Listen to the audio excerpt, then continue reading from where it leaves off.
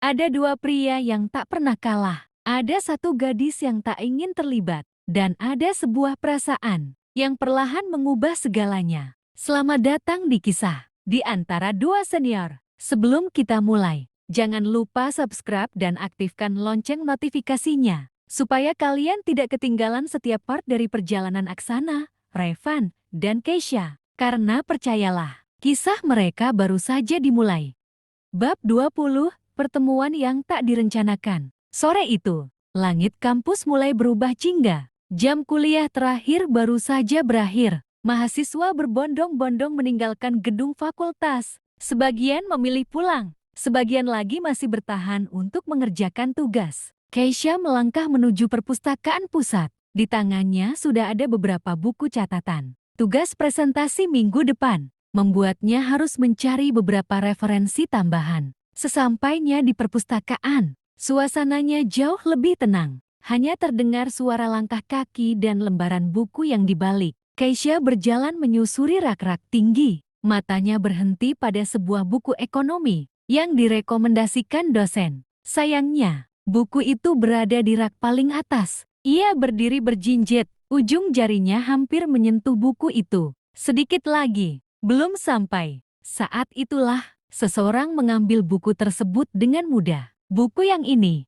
Keisha menoleh. Matanya sedikit membesar. Ke Aksana, Aksana tersenyum tipis. Kebetulan lewat. Ia menyerahkan buku itu. Keisha menerimanya sambil tersenyum. Terima kasih, Kak. Sama-sama. Aksana melirik beberapa buku yang ada di tangan Keisha. Tugas Pak Hadi. Iya, banyak juga. Keisha terkekeh pelan. Katanya biar liburan gak terasa liburan. Aksana ikut tertawa. Itu memang gaya beliau. Keheningan kembali menyelimuti. Namun, keheningan itu terasa nyaman. Tidak canggung, tidak memaksa. Mereka berjalan berdampingan menuju meja baca. Di sisi lain perpustakaan, seseorang baru saja masuk. Revan. Ia datang untuk mengembalikan buku teknik yang dipinjam minggu lalu. Langkahnya terhenti sesaat. Dari kejauhan, ia melihat Aksana dan Keisha sedang berbincang pelan. Tak ada yang istimewa. Mereka hanya berdiskusi tentang buku.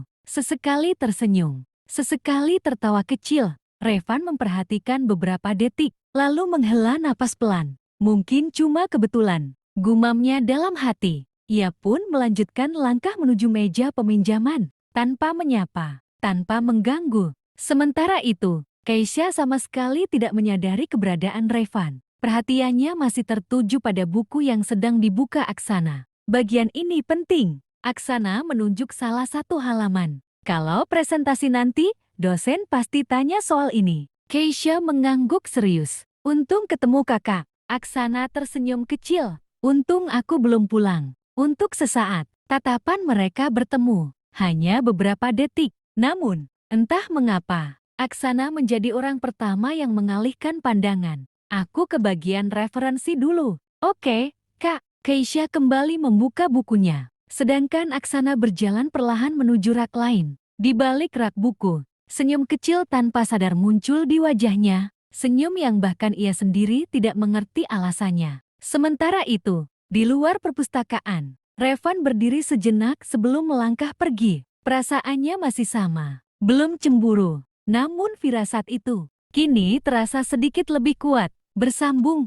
Setiap cerita punya waktunya, dan setiap perasaan akan menemukan tempatnya. Terima kasih sudah mengikuti perjalanan ini. Sampai jumpa di Senandika Senja.